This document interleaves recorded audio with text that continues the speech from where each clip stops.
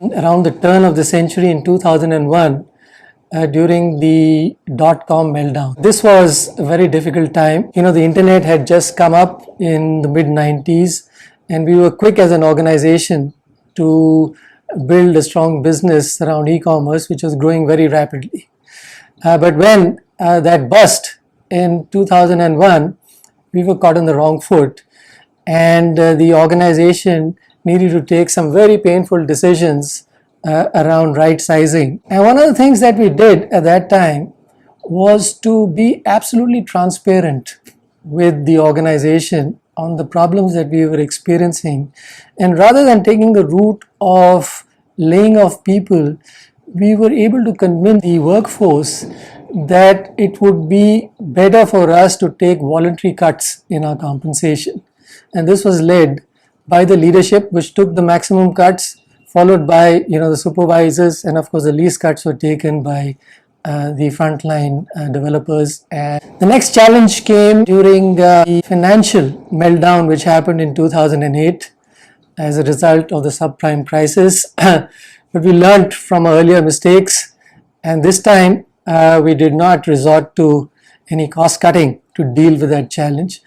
On the other hand, we actually saw the challenge as an opportunity, because discontinuities create opportunities, and we were able to reorient our business portfolio and get into new business areas, as a result of which we actually came out very strong from that slowdown. So in fact, for the next 3 years, after the slowdown from 2010 to 2013, I recollect, we had a growth of about 25% CAGR. So we started getting better. And so when the third challenge was around the corner, which had to do with the extensive amount of technology disruption that we are seeing, which I think started becoming visible around 2015, it became evident that we needed to be proactive in terms of actually changing the culture of the organization to be able to deal with that challenge. So we needed to bring a fundamental shift in the mindset of our entire workforce from doing what they are told to do, which they used to do extremely well, to identifying opportunities of value add. And this change in culture actually required a significant investment of the management team. We were able to do that very successfully. It started with, of course, defining an engaging vision.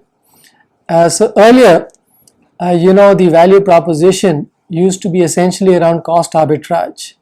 We could deliver software faster, cheaper, better than anybody else in the world, and that was a value proposition.